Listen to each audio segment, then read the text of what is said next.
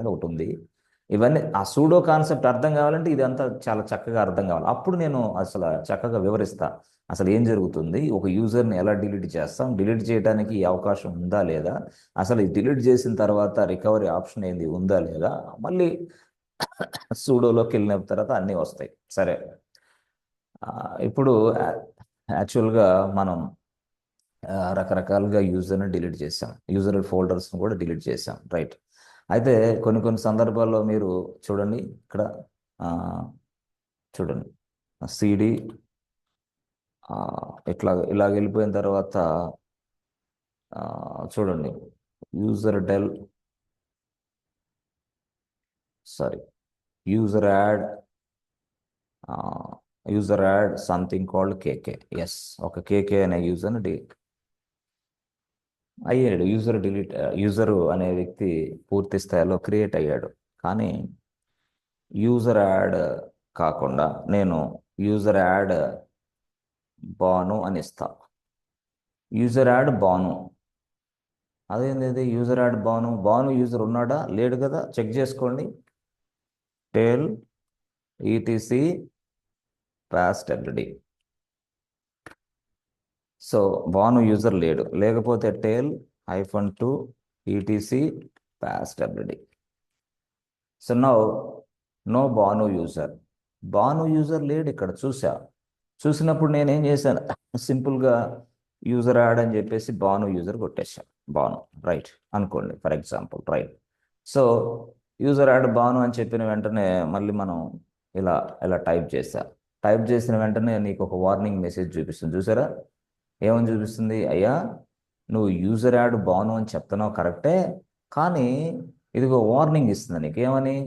ఒక డైరెటరీలో బాను అనే folder already existed. అర్థమైనా? ఎగ్జిస్ట్. ఓకే, అంటే ఆల్రెడీ అక్కడ బాను అనే ఫోల్డర్ ఉంది, ఆ ఫైల్ ఉంది, కాబట్టి ఆ ఫోల్డర్ ఉంది, కాబట్టి నువ్వు తయారు చేసే బాను యూజర్ కూడా అదే ఫోల్డర్ని పూర్తి స్థాయిలో ఉపయోగించుకోవచ్చా? ఇప్పుడు ఇది క్వశ్చన్. ఇప్పుడు ఇది యూజర్ యాడ్ బాను, అసలు బాను యూజర్ క్రియేట్ అయ్యాడా లేదా సార్? అసలు ఫస్ట్ చూడండి. సో టేల్ ఈటీసీ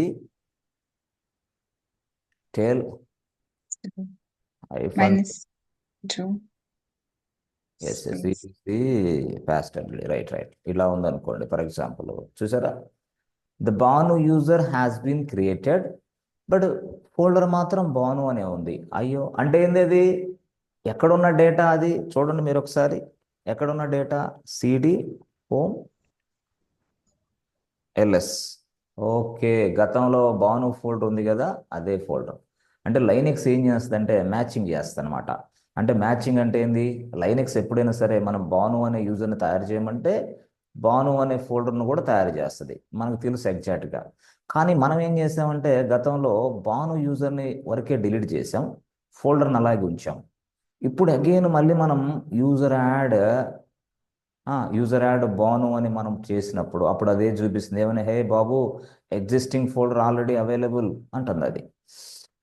ఓహోహో, మరి ఏం చేస్తుంది? ఆ ఎగ్జిస్టింగ్ ఫోల్డర్నే ఇప్పుడు ఈ బాను అనే యూజర్కి అటాచ్ చేసేస్తుంది. ఎందుకు? పేర్లు ఒకటే కాబట్టి. లైనెక్స్ అలా మ్యాచింగ్ చేసుకునేది అనమాట, పేరు అదే కదా, ఎస్ అట్లా. అక్కడ అందుకనే వాడు వార్నింగ్ ఇచ్చాడు, వార్నింగ్ ఎస్. సరే, యూజర్ని అయితే తయారు చేశాను కానీ ఈ ఫోల్డర్ నాకు వద్దు. ఓకే, మరి ఏం చేస్తాం? నేను సపరేట్గా ప్రాజెక్ట్ ఫోల్డర్ ఉంది కదా, the project stuff is available in this project folder, that's why I can attach this project to the Banu user. అంతే, బాను యూజర్కి అది. అప్పుడు బాను యూజర్ లాగిన్ అయినప్పుడల్లా అప్పుడు ఏం చేస్తాం? ఇదంతా డీటెయిల్స్ ఇక్కడ స్టోర్ అవుతూ ఉంటాయి. బట్ ఇది ఈ ఫోల్డర్ వేస్ట్. అయితే రూల్ ఏంది అంటే థంబ్ రూలు, లైనెక్స్ అనేది అన్నిటిని ప్రొవైడ్ చేస్తుంది. యూజర్ ఐడిని ప్రొవైడ్ చేస్తుంది, ఫోల్డర్ని ప్రొవైడ్ చేస్తుంది, ఆ తర్వాత shell environment provide by default nature అది యూజర్ని తయారు చేసిన వెంటనే.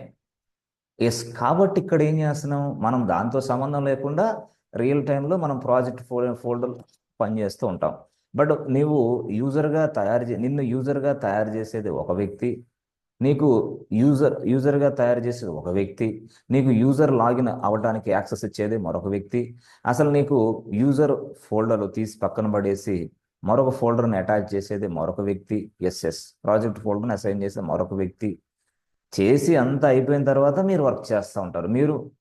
యాక్చువల్గా మీరు వర్క్ చేసేది ఎంప్లాయ్. మరి వీళ్ళందరూ ఎవరు? వీళ్ళందరూ కూడా లెనిక్స్. ఎస్ వాళ్ళు కూడా లెనిక్స్లోనే పనిచేస్తున్నారు. దే ఆర్ ఫ్రమ్ సీనియర్స్ అనమాట. వాళ్ళు మీకంటే సీనియర్స్ వాళ్ళు.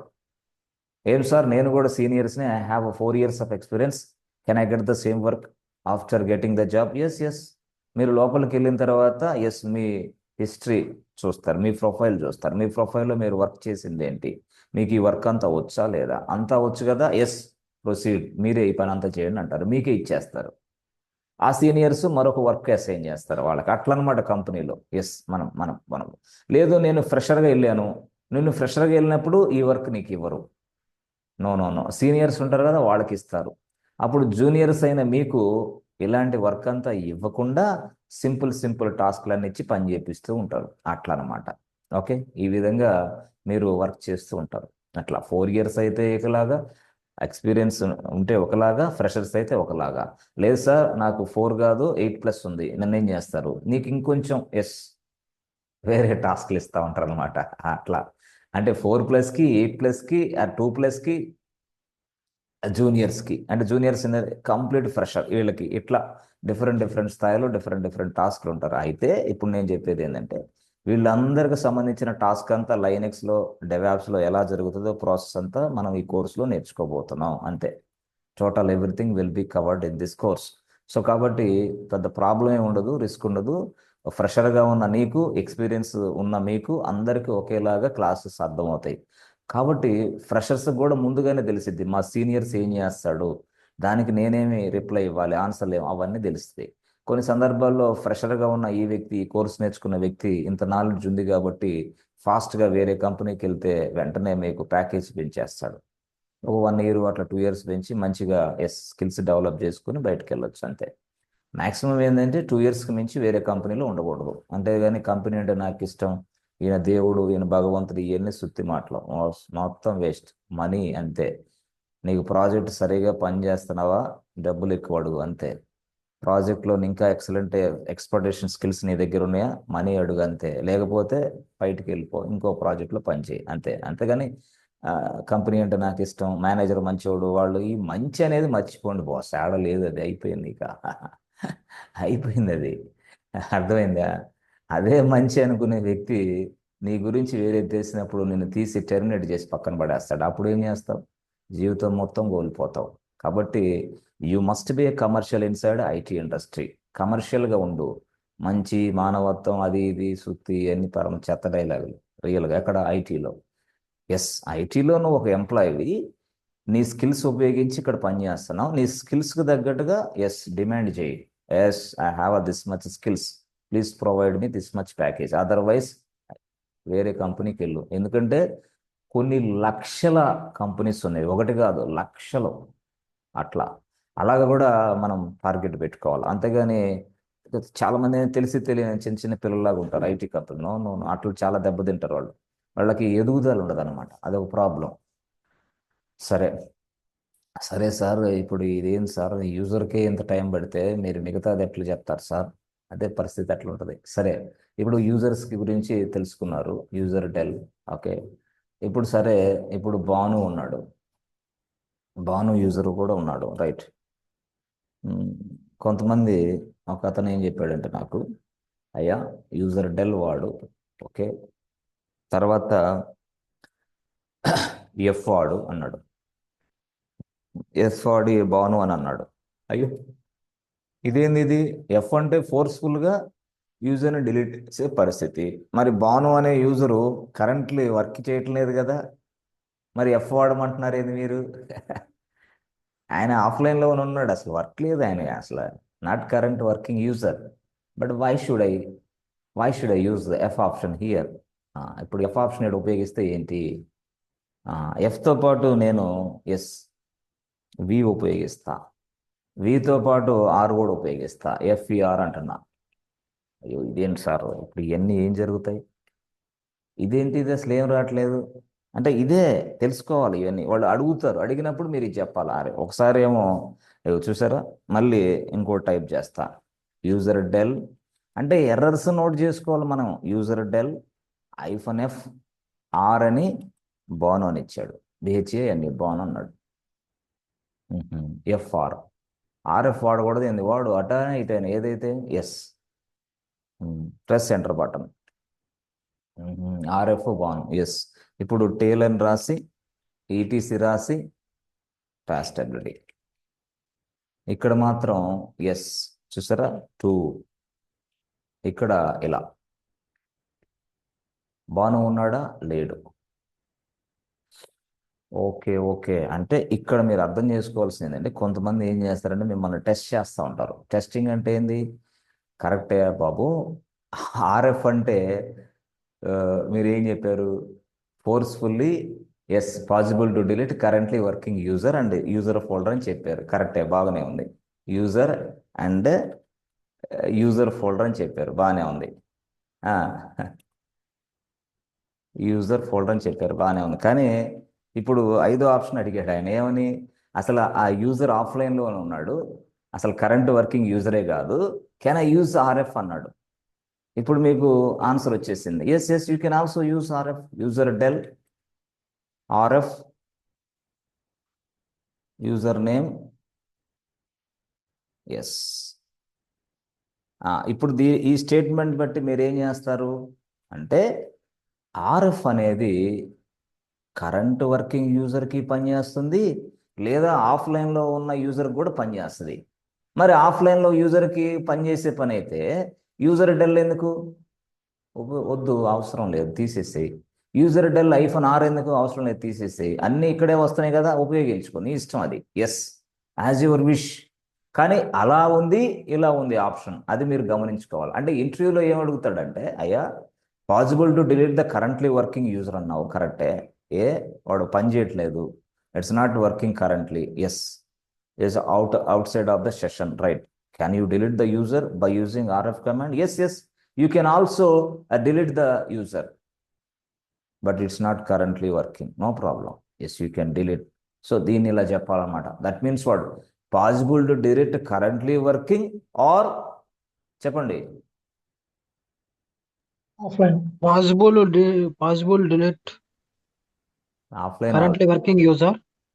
Are offline user also, no problem. అర్థమైందా? Yes, ఎట్లా sir. ఈ విధంగా అంటే మనం అంటే ఏం లేదు, వాడు మనల్ని విపరీతమైన క్వశ్చన్స్తో సావగొడతా ఉంటాడు. ల్యాబ్ చేయమని చెప్పడు కానీ క్వశ్చన్సే మొత్తం క్వశ్చన్స్ అడుగుతూ ఉంటారు అనమాట. అంతే. ఈ థియరిటికల్గా క్వశ్చన్స్కి ఆన్సర్ ఇస్తూ ఉండాలి మనం బాగా చక్కగా. ఇది ప్లస్ ఇది ఏదైనా సరే. అంటే ఇక్కడ మీరు ఏం అర్థం చేసుకోవచ్చు? ఇక్కడ యూజర్ డెల్ 1 2 ఆప్షన్లు కలిపితే ఇది అయిపోద్ది. ఇక్కడ ఇది 1 2 ఆప్షన్లు కలిపితే 1 2 ఇది ఉంది కదా, 5కి సమానం అట్లా అనమాట. అంటే ప్రతి దానికి క్వశ్చన్ అడిగాడంటే ఆన్సర్ చెప్పగలిగి ఉండాల. Offline you can also delete the offline user folder and we can also delete the currently working user folder. Yes, possible with the help of RF. Offline user will be deleted, offline user folder will be deleted, no problem. Current working user deleted, currently working user folder also will be deleted with the help of RF. అన్నిటికీ possibility ఉంది దీనికి అని చెప్పగలగాల. Yes, అది విషయం. Okay, సరే. ఇప్పుడు యాక్చువల్గా ఇలా మీరు చూశారు, బాగానే ఉంది. సరే, కొన్ని సందర్భాల్లో మనకి మీరు కూడా తెలుసు అది ఎలా ఎలా అంటే అదే మీకు తెలుసు కదా ఏమని? Coffee coffee coffee the files from one location to another location అని చెప్పాం. Coffee the files from one location to another location అంటే ఎలాగా? ఒక ఫైల్ ఉంది, ఫైల్ 1. వాడు ఎస్ ఇక్కడ ఒక ఫోల్డర్ ఉంది, ఫోల్డర్ ఇక్కడ ఉంది. ఎస్, ఈ ఫైల్ని ఈ ఫోల్డర్లోకి కాపీ చేయమంటాడు. Right right. అప్పుడు ఫైల్ 1 ఇక్కడికి వస్తుంది, ఫైల్ 1లో ఉన్న డేటా కూడా ఇక్కడికి వస్తుంది. అంతే, సింపుల్. ఫైల్ 1 ఈ ప్లేస్లో ఉంటుంది, ఫైల్ 1 ఈ ప్లేస్లో కూడా ఉంటుంది అనమాట. అట్లా మనం కాపీ చేయొచ్చు by using copy. Copy short cut ఏంటి ఫ్రెండ్స్? సిపి. సో కొన్ని సందర్భాల్లో ఫైలే కాదు, యాక్చువల్గా ఒక ఫోల్డరే ఉంది నా దగ్గర. ఫోల్డరే ఉంది. ఈ ఫోల్డర్ మొత్తాన్ని కాపీ చేయమన్నాడు.